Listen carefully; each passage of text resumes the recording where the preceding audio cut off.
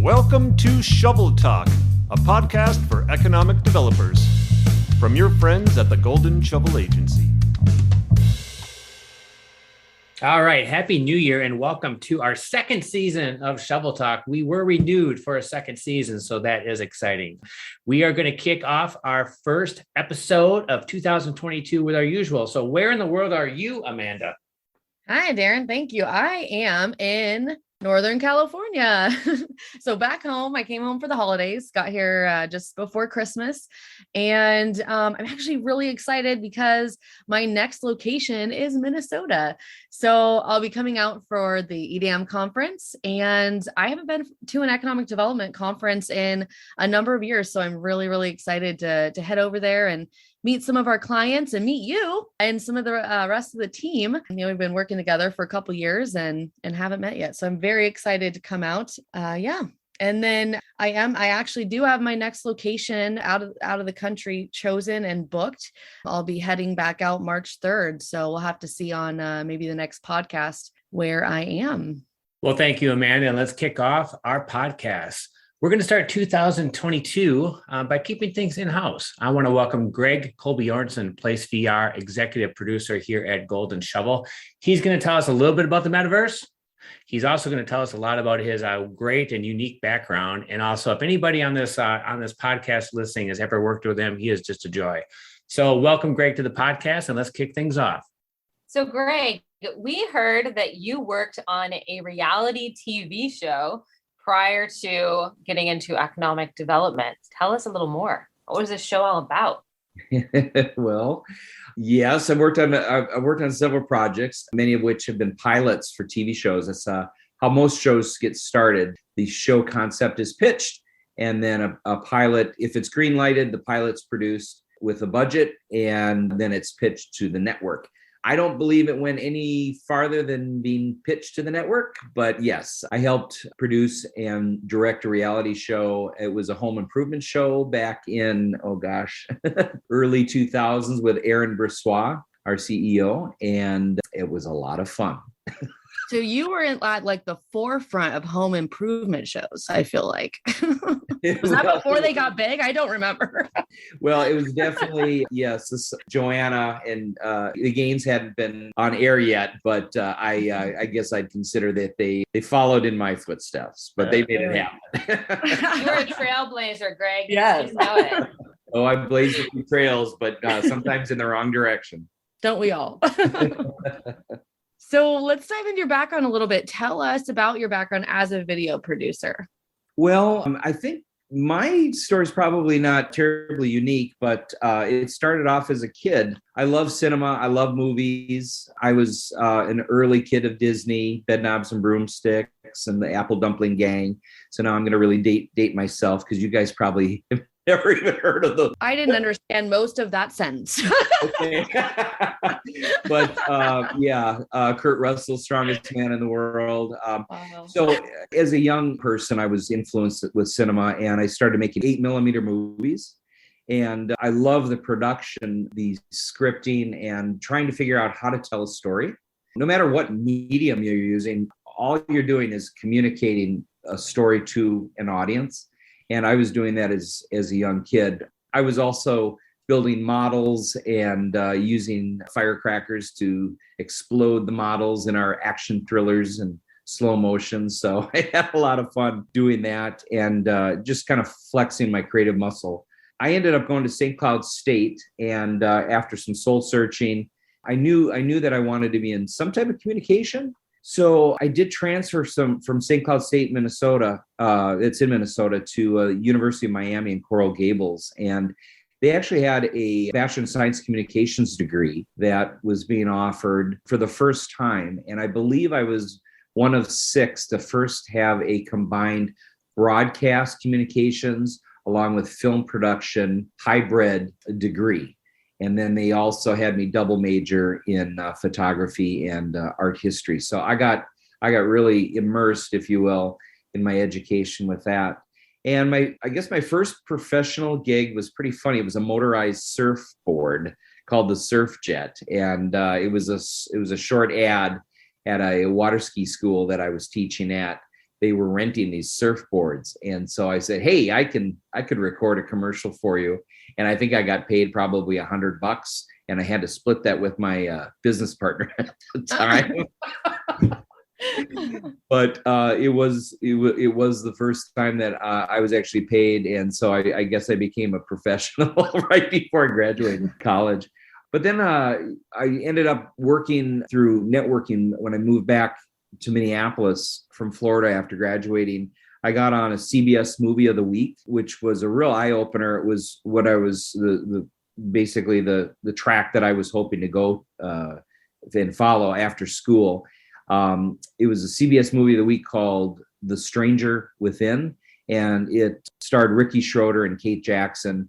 And it was a real eye opener and a foot into entertainment. And there's a lot of production going on in Minneapolis and Minnesota itself. We had some tax incentives called Snowbait. And at the time, we had a lot of high profile films being shot in the state. So it was an exciting time to be, I guess, a storyteller or communicator back in the early 90s. From there, I ended up through a network and internships and volunteering. I ended up in some corporate video and landed a job with Nordic Track, the athletic equipment manufacturer, and started a corporate career. I hadn't been taught about corporate communications or business, and I now wish that I had business classes in college, but my eyes were open to all the needs that business needed to communicate through that visual medium. So I worked from there, ended up through various other jobs, working through production companies, and ended up owning my own production company for 12 years. I sold that to an agency in Minneapolis and hooked up with Aaron Brissois several years later. And here I am working with Golden Shovel. So that's kind of it in a nutshell. Wow. Sounds like a really diverse background and some really interesting projects that you were able to work on. So that's awesome. Well, it beats digging ditches, they say. And I've seen a lot. The unique part of what I've been able to do is I've met so many interesting people, from professional talent to corporate clients to travel and the subject matters, everything. So I've gotten to see behind the curtain in a lot of my work. It's been a lot of fun. Yeah, we actually have a lot of questions for you about some of those experiences, Greg. Uh-oh. Oh, yeah. I know. So we might as well just dive right in. So who was the funniest person you ever got to shoot with? You know, in economic development, I'll just go to my Golden Shovel experience as of late. I've been working with Golden Shovel for 4 years, and I would say I love all of my client contacts. We become fast friends. They're economic developers as a whole. These folks are well respected, well liked in their community, and they're just a lot of fun. One person that just bubbles to the top is Chuck Sexton from Kentucky. And not only does he use voices, and he has a good singing voice too. He's got good singing. He does. I've heard him sing. He enjoys Monty Python. He does a really good English accent. So from going from his Kentucky accent to a British, it's a lot of fun. But yeah, he's plus he likes bourbon. So he educated me on what Kentucky has to offer there. That probably definitely made the shoot more interesting. Absolutely. I heard he has a really, really good lion voice. A lion. Have you heard him sing? Yeah, we had him on the podcast a while back, and yeah, he did the Cowardly Lion in the Wizard of Oz. There we go. Thank you. He has an acting background. Oh, does he? I didn't realize that. Okay, yeah, that would make sense. So you would like, if I was king of the forest, you would be... Yeah. So if you haven't heard that podcast, listeners, you should go check it out. It's definitely worth a re-listen. After we record this, I'm going to click the link. So what's the most adventurous shot you've ever gotten? Oh, the most adventurous shot. Well, we see a lot of things, from industry to environmental to beautiful scenes to tremendous vantage points. A lot of what I do is, as I tell the story, it's the perspective. It's the best vantage point that I can give the viewer to immerse them in what we're doing is virtual 360 video. I would say climbing a 140-foot water tower in York, Nebraska was probably my most adventurous and probably the most dangerous. Don't tell my mom. She wouldn't be happy. Well, I guess she knows about this now. So. Did you climb it with no brace, no harness, nothing, just straight up climb it? Well, yeah, I was in with a safety harness, but there was one key piece that connected the harness to the ladder that was missing. So I had to climb all 140 feet.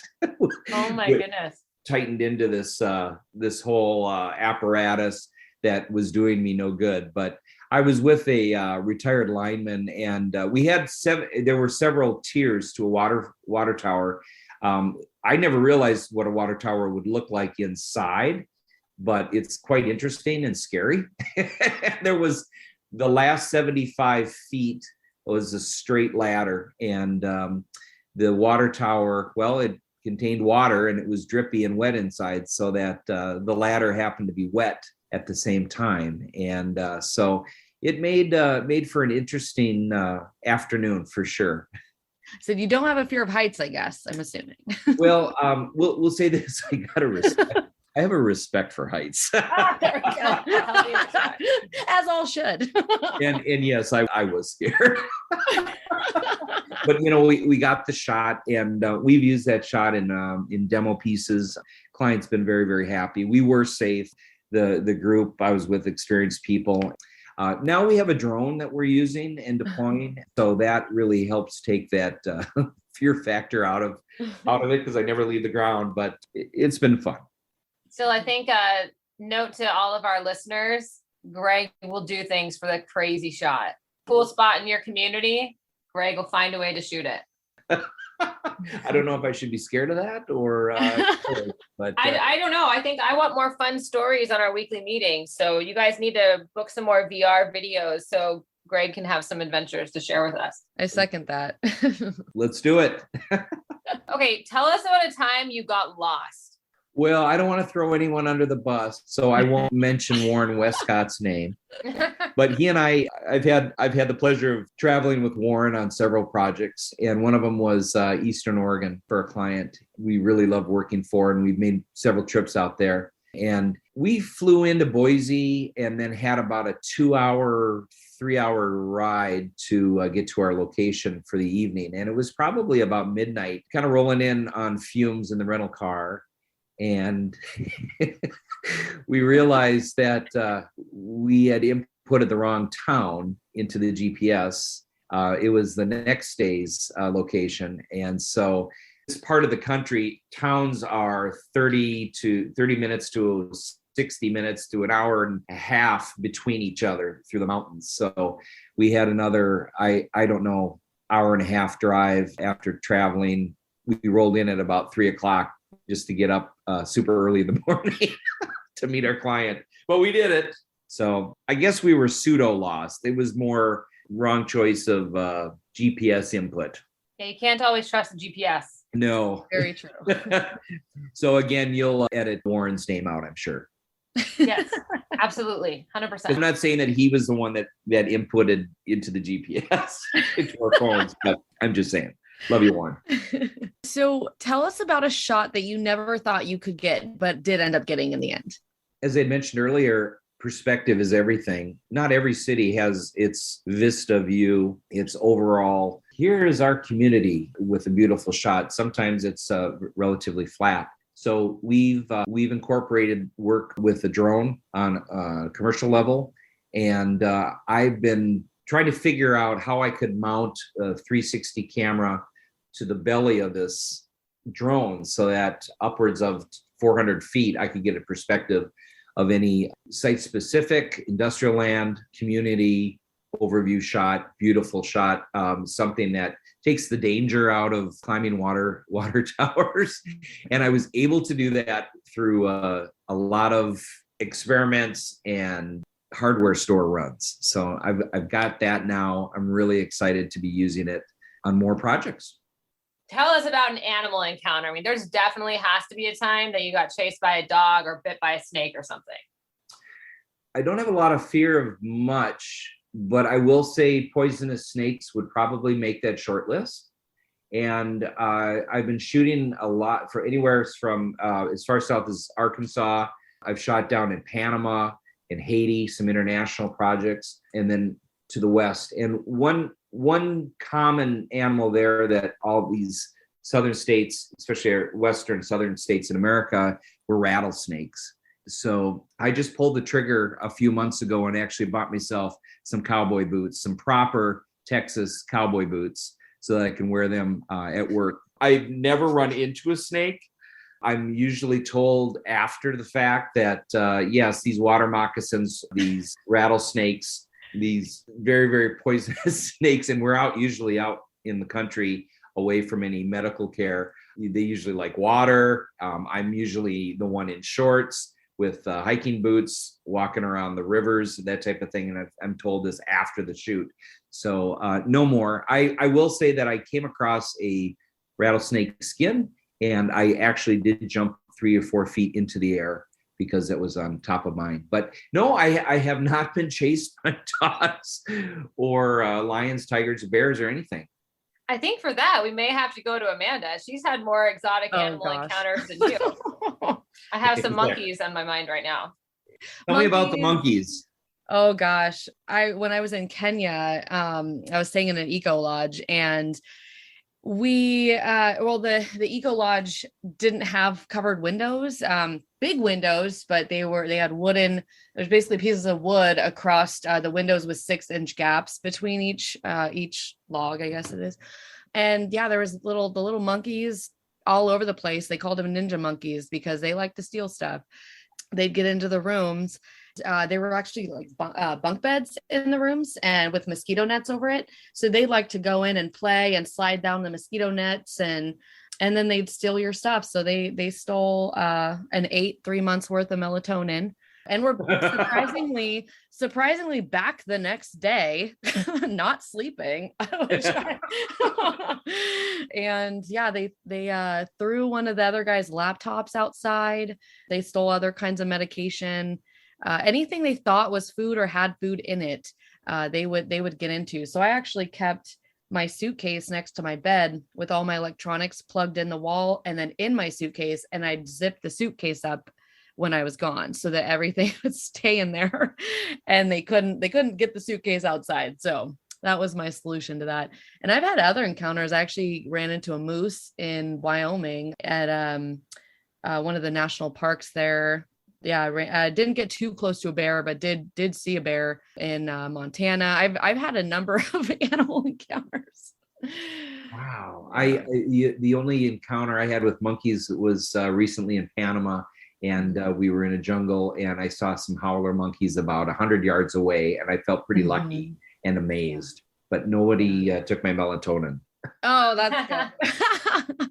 Yeah, I have done the like baby sea turtles. Like I was actually on a sea turtle conservation project in Costa Rica.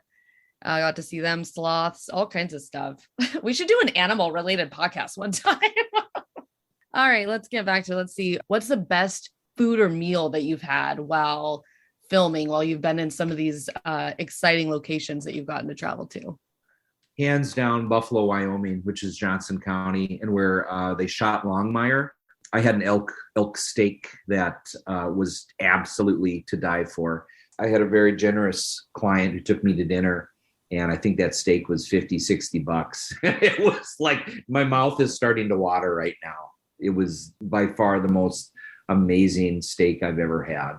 Nice. So was it after a long day of filming? Because I feel like after a long day, especially if you're out, working up your appetite, that meal after that day is just the best. It absolutely was. And I know when I was recently in Panama, we had shot all day, and it was a lot of long hours on the road as well. And I actually drove the rental car. I was just completely beat. We had Korean barbecue. Ooh. And I had never experienced, I won't say I'm a foodie, but I really do enjoy trying new things. And I had never done the Korean barbecue. And one thing that I noticed and discovered in Panama was pork bellies, which is basically just the best bacon you've ever had in your life. And it Yep. will probably kill you if you have it more than 2 days in a row. But I did. I should say maybe it's 3 days in a row. But I had that Korean barbecue and had some pork belly. It was just amazing. Have you ever had any like the adventurous stuff? But when you've been in like other countries, like the grasshoppers or any of that? I have. I've traveled to China. I've had fish head soup, turtle, cockroach larva, minnows, fried minnows. I've had, Oh my. leg of lamb, and it was the whole leg. Oh my goodness. Yeah, there were. Did you finish it? I could only the leg of lamb.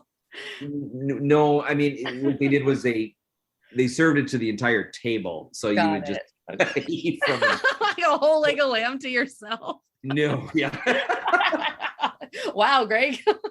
I would say the fish head soup was. I like fish a lot, but that when I stirred the soup and a fish head popped up and looked at me, that's kind of when I went, maybe I'll just do the broth. Yeah, Too much. Yeah, I saw that for the first time in Kenya, where it was just a whole fish on a plate, and I'm like, I don't know if this is for me. Yeah, it's usually the exotic travel. Like in Haiti, we had whole fish, and they would just take the whole fish and just barbecue it, basically. Yeah. It's. I remember once in China, we went to what looked and appeared to be a pet store, an aquarium. And we picked out what we wanted. Oh no! And they put it in a little bag, and it was squirming around. And then we went to the restaurant, and we gave the little bag to the waiter. And then 12 minutes later, it was served, and it was delicious. I wish I could remember what it was, but it's probably a little poor little octopus. I don't know. Well, it was certainly fresh. Yeah, Fresh. definitely. Yeah. All right, so Greg, I think all of us agree that we would be quite happy to go out on shoots with you because they sound like a lot of fun. But we definitely want to tell our readers a little bit more about what that means. Your day job now, it's Golden Shovel Place VR producer, but most people don't know what Place VR is or the type of work that you do with 360 video. So give our listeners, the summary. Fill us in. Well, Place VR, I guess best definition is a division of Golden Shovel Agency. Primarily, 100% of the work and content is economic development. We do shoot tradition. My background's traditionally been, for 30 some years, been traditional video. So standard video that you'd shoot and see on your television at home. 360 VR, I'm sure that a lot of people are familiar with it, and especially if they have kids in the gaming industry. A gaming industry really jump-started this whole 360 immersive experience. But what it is basically is we use a camera that continues to evolve and get better, higher resolution. We're shooting in 5.2K or 5 times that of HD quality.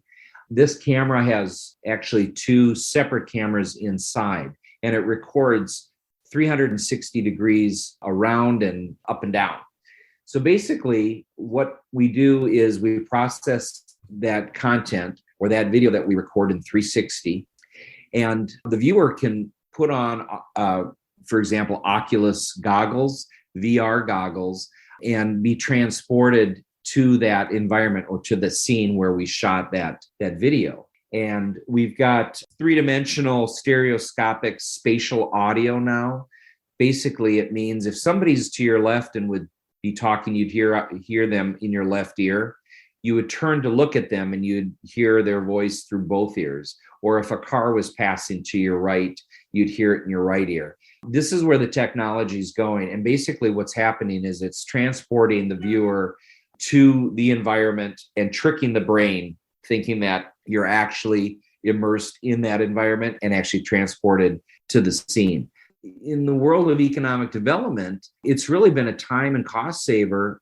Let's say a site selector would like to go visit a community.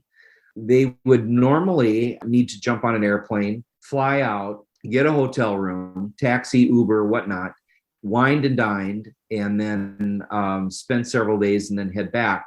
Here, a site selector could be mailed the goggles for the cost of postage, put the goggles on once they've arrived, and take a video tour of a community and never see as much as we produce in that video in person. So that's kind of it in a nutshell. So Greg, VR has been around for a little while, but I think this metaverse term is kind of fairly new. So do you know where the metaverse term came from and how is it different from VR? Does it just encompass VR, but also include other things? Can you kind of talk about that a little bit? Well, the metaverse is really evolving now. I am by no means an expert, and I would say a lot of people aren't an expert in the metaverse yet. What does it mean? I know Facebook just changed their corporate name to Meta.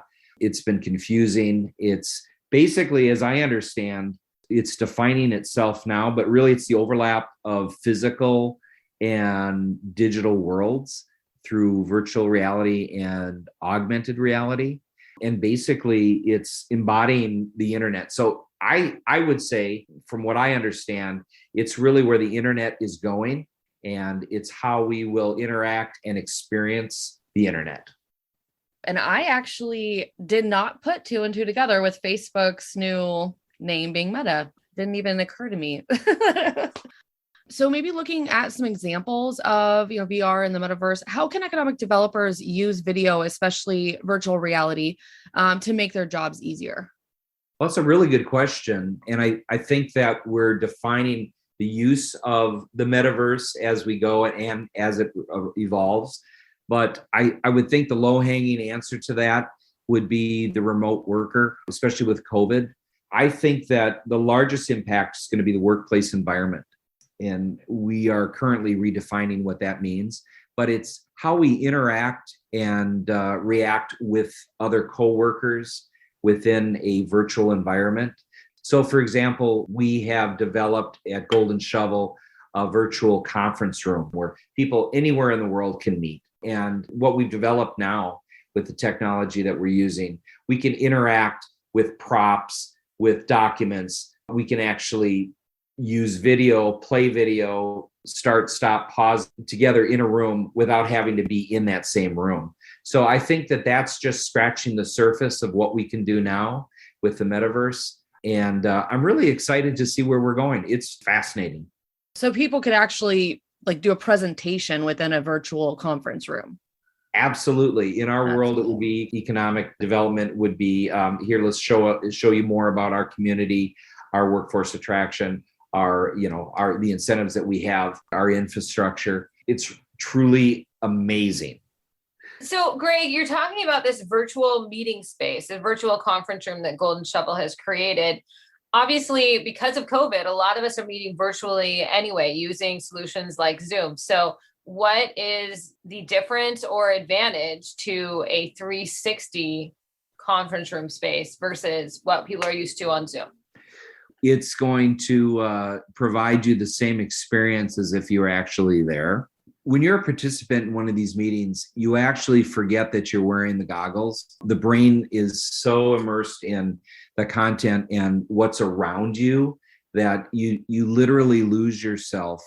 You get used to the graphics quite quickly, and it becomes the content to which you're talking about that rises to the top. And this is the most important piece. Humans are very, very adaptive to this technology. That's why it's so exciting. You really are fooling the brain. You feel like you're in person with the others around the table or where you are. And we're able to move around the room. We have presentation tools. We can watch a video, but you can actually stand in the middle of a 360 video and look up and down and around, and you're actually there as well. Numbers are limited right now to 4 or 5 participants. Someday, very, very, very soon, we'll all be meeting with our goggles and virtually in person. So basically what you're saying is that the difference between this virtual meeting space that Golden Shovel has created and a Zoom is that you actually feel more immersed in the meeting, like you're truly participating versus just observing like you do with your screen. Is that accurate? Absolutely. it's the subtleties around you that you start to experience. And it just basically makes it so much more realistic. I'm taking this recording right now in the kitchen. And so I'm distracted by, I'm lucky enough to live on a lake. So I'm looking at a frozen lake right now. I'm also looking at the dishes that I need to do. Those are the things that are distracting me from this interview. However, when you're in a virtual space, all the visual stimulus is coming through and you're not distracted by anything other than being in that room with others. I think that's really interesting because anyone who's had Zoom meetings, especially these last 2 years with COVID, I think would have to admit there are times where you're on a Zoom meeting and you do maybe check out a little bit, you do get a little bit distracted, your attention maybe drifts elsewhere, and it sounds like this solves that problem. Now, obviously, this is aligned with what you create for our clients. So do you feel like the same holds true with a 360 video versus just watching a traditional video on YouTube? Absolutely. It's the same thing. If you're sitting in a conference room or watching a video at the airport on your laptop, you've got all this other stuff that's going on, distracting you. When you're wearing the goggles, you are absolutely immersed in the content. And that's the most important thing. When you're trying to get, as I said, basically, it doesn't matter if you're shooting traditional or 360 spherical video, it's connecting a message to your audience. You're going to do that completely with the virtual experience versus a traditional way of viewing the content. One thing that you had mentioned, when you're in these meetings, you're also seeing the other participants. And when you actually turn to look at the person, they can turn back and look at you. So when you're on a Zoom meeting, yes, you can mute your camera and your audio and go pour yourself another cup of coffee. In this case, it's a lot harder to do that. You really are a participant in that meeting. But I will say the benefit is you still don't need to wear pants. Okay, what he means is he can stay in his casual shorts. There you go, casual shorts. There you go. So what do people actually look like in the VR video, or how much capability is there to edit what you look like? Well, right now we're using avatars, and as if you were to be playing a video game, you pick your hairstyle that from a number of subset hairstyles and facial hair and maybe sunglasses, the wardrobe that you're wearing, the shirt, the color of the shirt, that type of thing to create your avatar. What's happening now is we're actually using photography. So you could have your face, your photo imprinted right over your avatar. What's going to be really, really exciting is when we're able to connect facial expressions, eyebrows, cheeks, smile, mouth, that type of thing in a realistic way. We'll get there, and we're really on the cusp of making that even more realistic. The whole gaming industry is what's leading the way. So if there is an argument for video games, it's that they really are creating this technology that eventually is used in business and commerce. Mm-hmm. It's pretty cool. So can you give us some examples of your work and how economic developers are leveraging what you've created? A lot of what I do is produce content, and then I deliver it to our team or the client directly. I do know that it's being well received because I continue to get more and more work. They're voting with confidence, and we're producing more and more work every day. One example, I think this is a really unique example, is Shelby County, Kentucky. Libby Adams is using this virtual technology to retain high school students from moving from the area once they've graduated. So what she and her team did was they teamed up with a technical school to produce a video that could be shown to prospective graduates and try to keep them in the area. So we had 4 other industries that are really looking for some good young talent, and they'd like them to stay in the area. And they showcased their business, what they did, their manufacturing process. We shot cool robotic arms doing welding and technical things, really, really high profile products that were being produced from these factories. and basically give them a real in-depth inside look at the opportunities that their area and the industry within their area had to provide. And so she has had a lot of, as I understand, well-received responses to this. And it's all about, again, community and building the community and telling these young adults that, hey, we've got a lot of opportunities in our area. Take a look and consider staying here because we've got the jobs and you can create an amazing life and career here in your hometown. Wow, that's a really awesome way to use virtual reality. That's one I hadn't heard before. All right, so we are going to go into our shovel toss game. So Greg, are you ready for 10 questions? You'll answer as quick as you can. I have no idea if I'm ready, so go ahead. All right, let's dive in. What's the last book you read? It was The Shining by Stephen King back in 1983, I think it was. Awesome. Your favorite podcast? Shovel Talk, of course. Okay, I was going to say that better be your answer. Let's go second favorite podcast. Oh, gosh. I can't, there's just so many. I have a real hard time picking my second favorite. All right. What's the first thing that you do in the morning? Make coffee. What did you want to be when you grew up, when you were a kid? Pilot. Favorite superhero and why? I'm kind of superheroed out, but I would have to say that at least the first film, Captain America, I was pretty impressed with. Superheroed out? Why? Too many Marvel movies? Yeah, I'm not a comic guy. I'm sorry, DC. Oh, man. but Captain America was pretty cool. Well, so what superpower would you want and why? I would want to fly. Then I wouldn't have to worry about flying a drone. I could just carry the camera. Perfect. If you could live anywhere in the world for a year, where would you live? Norway. If you could have a meal with anyone in history, who would it be with and why? Elizabeth Shue. I don't even know who that is. I think my reasoning is obvious. She's a beautiful actress, Amanda. Favorite band or singer when you were a teenager? Tears for Fears. Well, this next question is going to be a doozy then. If your most embarrassing hairstyle or article of clothing from your childhood? I used to be in a garage band. I played guitar, and I had, do you know who John Belushi is? Well, he was on SNL, and he played this ninja restaurateur, and basically he had his hair up in a, maybe like a little toddler girl would wear, with her hair straight up in a bunchy or something. Uh-huh. And that's how I would wear my hair. And I also had green hair in the front when we wore our hair long, and our bangs were really long and it was shaved in the back.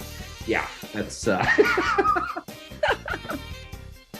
Awesome. Well, thank you so much, Greg, for playing this shovel toss game with us and being such a good sport. Those were great answers. Thanks for being on the podcast today and teaching us a little bit about the metaverse and VR. Well, it was a delight, and I really am flattered for being asked. So thank you. This was a lot of fun.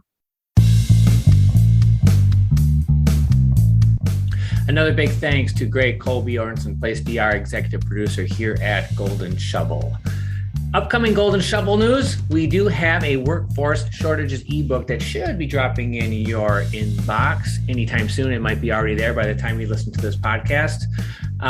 We are also having a webinar that's going to coincide with that called Understanding Workforce Shortages and How Communities Are Building Their Talent Pipeline. That is going to happen on February 10th. Please make sure to register for that at the Golden Shovel website. As far as Golden Shovel on social media, please like us at Shovel Toss. Please follow us at Gold Shovel, and also follow us on LinkedIn at Golden Shovel. Subscribe to our YouTube channel at Golden Shovel Agency. Thanks again to Greg. It was great to get to know him a little bit more. One thing about working at a virtual company is sometimes you don't really get to know the personal side of some of the people you work with over Zoom all the time. It was nice to listen to his background and get to know Greg a little bit more. We will see you in February on our next episode of Shovel Talk.